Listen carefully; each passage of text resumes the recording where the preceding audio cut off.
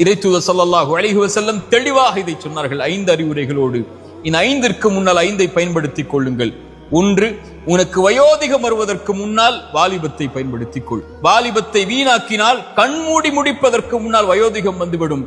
அப்போது வாலிபத்தில் செய்ய வேண்டும் என்று நினைப்பதை நினைப்பாய் செய்ய முடியாது. வயோதிகம் வருவதற்கு முன்னால் வாலிபத்தை பயன்படுத்திக் கொள். உனக்கு நோய் வருவதற்கு முன்னால் சுகத்தை தேடிக்கொள். உனக்கு ஏழ்மை வருவதற்கு முன்னால் உன்னுடைய செல்வத்தை பயன்படுத்திக் கொள். உனக்கு நேரமின்மை வருவதற்கு முன்னால் குழந்தைகள், குடும்பம், உன்னுடைய சூழல், உன்னுடைய பொருளாதார நிலைமை என்று வருவதற்கு முன்னால் இருக்கின்ற நேரத்தை முறையாக பயன்படுத்திக் கொள்.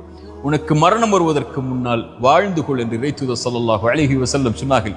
அலி இப்னு அபி தாலிப் அழகாக சொன்னார்கள், அதை இன்று செயல்படலாம், விசாரிக்கப்பட மாட்டாய். நாளை விசாரிக்கப்படுவாய் மரணத்திற்கு முன்னால். அப்போது செய்ய வேண்டும் என்று நினைப்பதை செய்ய முடியாது. இந்த அறிவுரைகள் எல்லாம் எமக்கு சொல்வது இந்த நாள், இந்த நிமிடம்.